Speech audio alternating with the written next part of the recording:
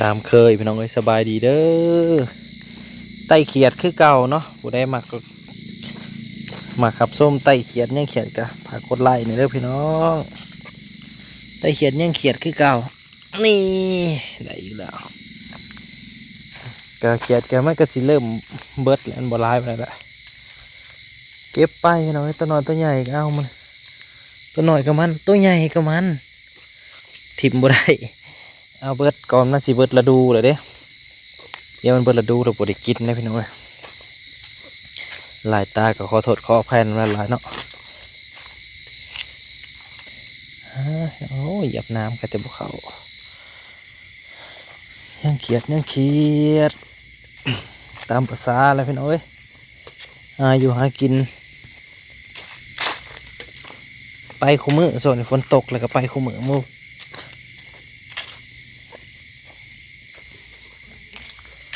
ขึ้นนี่ก็ได้อยู่ประมาณ3 หีบยังรวมกันโฮมกันไหวกันปีงเป็นละ2-3 หีบแล้วโมโหยังหรือบ่โดดโลที่มีแต่ตัวน้อยนะน้องว่าตัวใหญ่นะเอาไปเบิดแล้วยังที่มาถามหาตัวใหญ่อยู่สันเมียนอยู่ หัวใจกันยังอยากได้ตัวใหญ่อยู่แต่เท็จจริงตัวเองเก็บไปแล้ว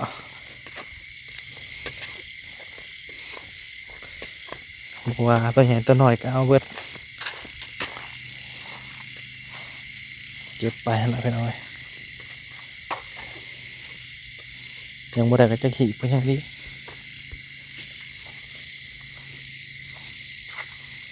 ท่านบ่ได้ทีมเขา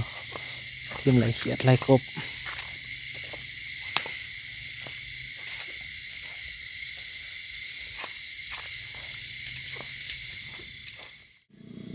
นี่พี่น้องพอรุ่นอยู่สำนี้กันนะ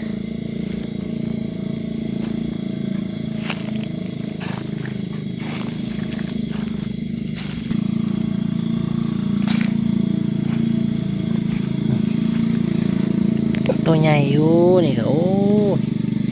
เหลืองๆเลยบริเวณแนวขุบนะมันกระทิดแปลว่าประดิษฐ์จากกวดพลาสติกไงสีขุบง่ายกว่านี้อยู่แต่วันเบิดฤดูมันอะไรบ้างไว้ปีหน้าพอละจังสิประดิษฐ์มันใส่ปีนี้คือสิเบิดฤดูเลยล่ะผลโมตกใส่อีก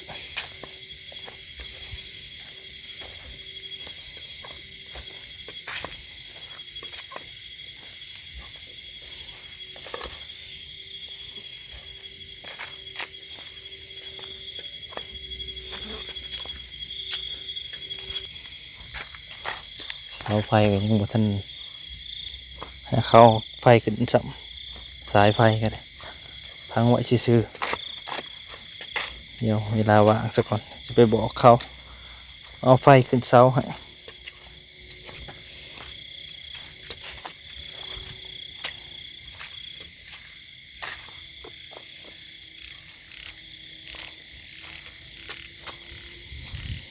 เก๋ก็จะแป้งได้เบิดคือว่า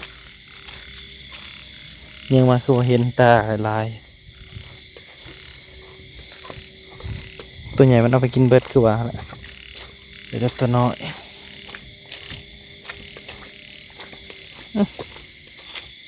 ตัวนี้ย้อยโอ้ตัวน้อยตัวนี้น้อยน่าบุญอยากเอามันปันใดนะเดี๋ยวหน่อยมันน้อยปิ่งกับเวนโตเขียด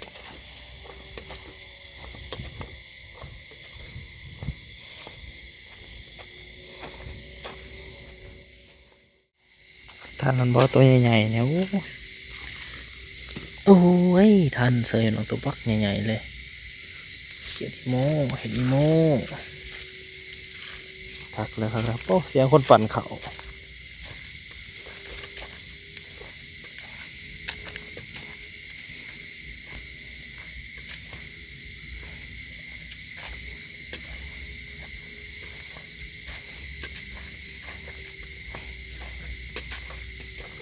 จะขามไปยังเดินขอกงัวคือเก่า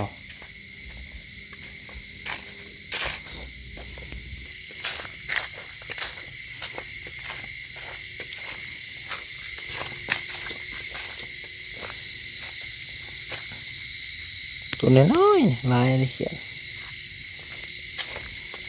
ตัวใหญ่จับไปปีกเมื่อล่ะอันเหลือกกับตัวใหญ่นี่ครับพี่น้องเหลือกตัวใหญ่ๆแน่สิพอได้ปีก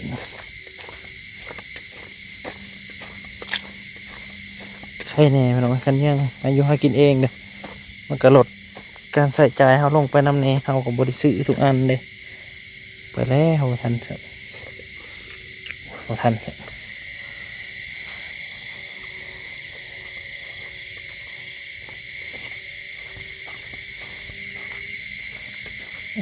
อยู่ใต้ใหญ่ๆท่าน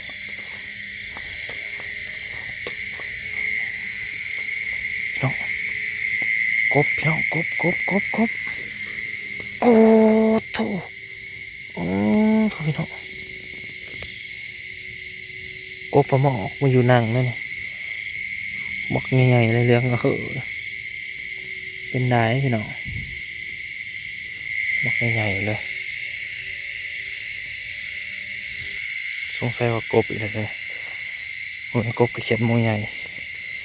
โอ้ตัวใหญ่เลยโอ้ถพี่น้องเบิดใหญ่เลยตัวนี้เขียนโมใหญ่บักใหญ่เลย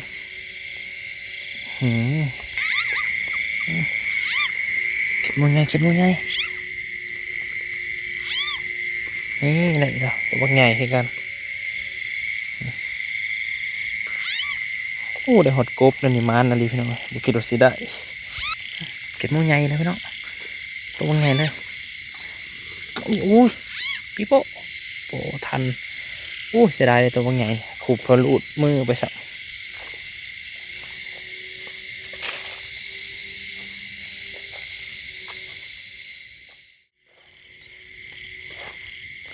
คุ้มขายพี่น้องได้กบใหญ่เลยมันนี่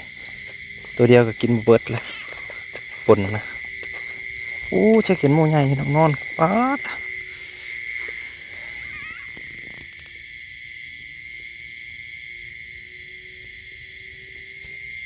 นี่เรื่องกระเหอะเดี๋ยวดูป้อนน้ำมัน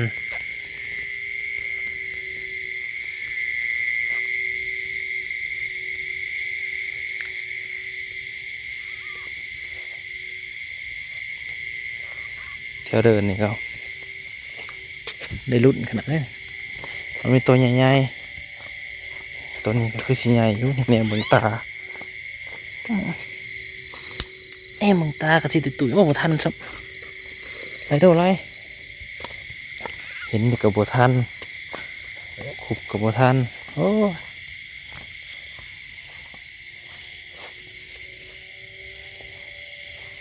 หนุ่มหมอกโล่งเนี่ยสงัดแล้วนี่ปลาหยาจนขาวเบิด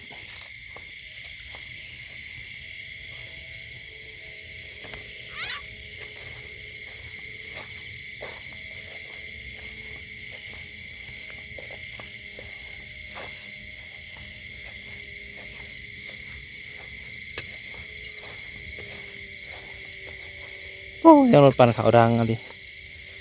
ดังไกลเลยว่าสิทมฐานดังเบิดเลยฐานเบิดสิทมฐานเงินเศร้า7 โมงใหญ่ไปวะเนาะเงียงไปมันตาเขียดมันสิบใสได้ไหมน้องมันสิบเหลือมต่อไฟอะนะแบบตาแดงนี่ได้ตัวหนึ่ง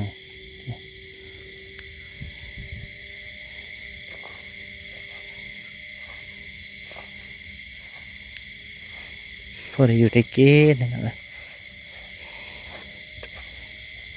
ทีมงานไล่กันนะ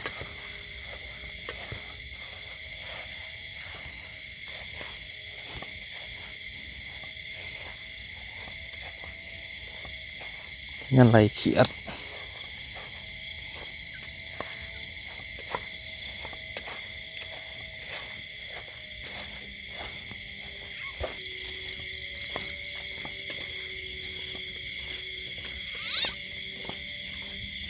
ตาบักใหญ่เลยตอน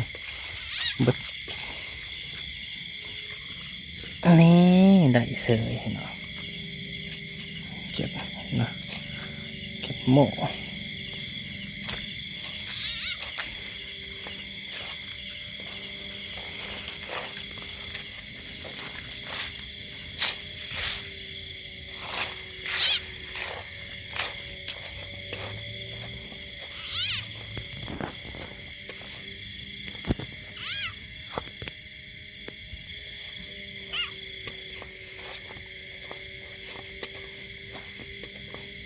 มาแล่นผ่านมันบ่เต้นเด้อ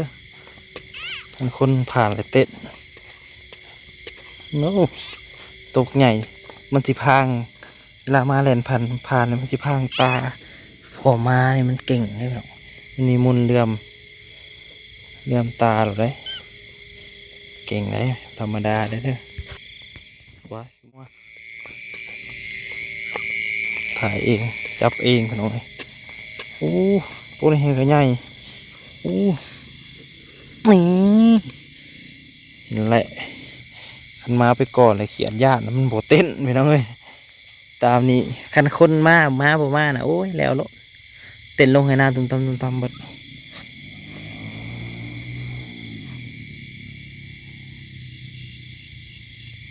อย่างตัวหนึ่งอยู่ตัวหนา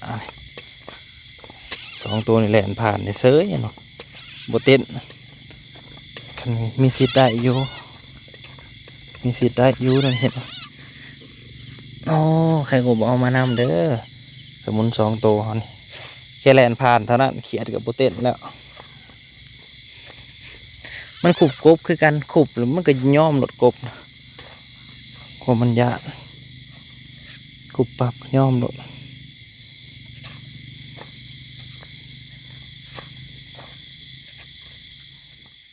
น้องให้บริษัทให้เบิ่งสิลงเลย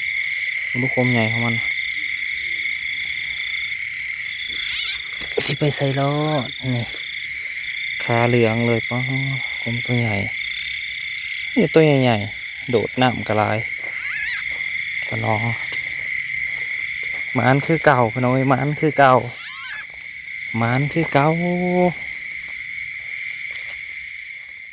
ผ่านแล้ว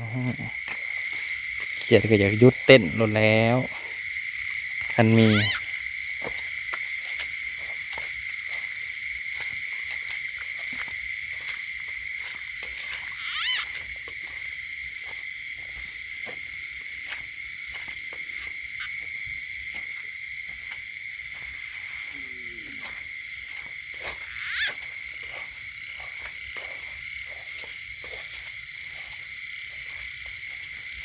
เดี๋ยวนี้เขียดลายมีตัวใหญ่ๆตัวนี้คือชิตัวใหญ่อยู่ใหญ่บางตาโอ้เดี๋ยวชิตัวใหญ่บางตัวกระตาโลตาโป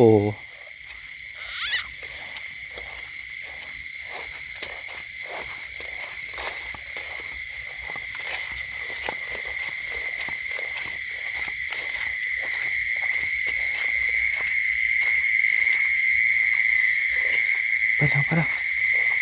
ตัวใหญ่ไม่ทันสับตัวนี้กับตัวใหญ่นี่เบียนเลยไว้เถอะลอย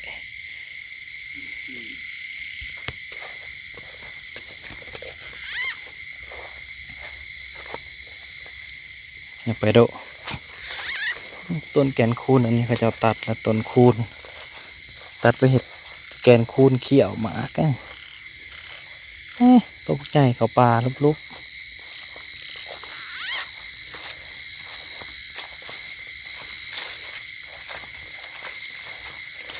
โอ้ตัวนั้นคือตัวใหญ่แท้แนมไปเบิ่งตามันกับบักใหญ่มันสีได้อีกน้อยนี่ไหนเซยตัวบักใหญ่มันอยู่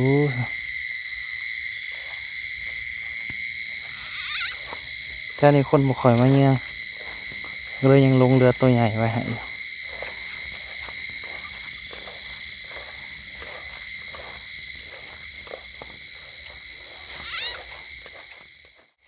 นั่งอยู่ในคันนาตัวหน่อยแง่มาคือแท้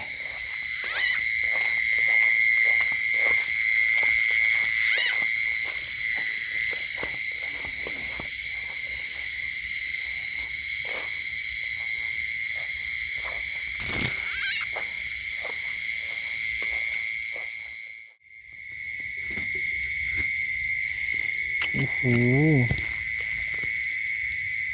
เลยเสยกบตัวเป็นใหญ่เลย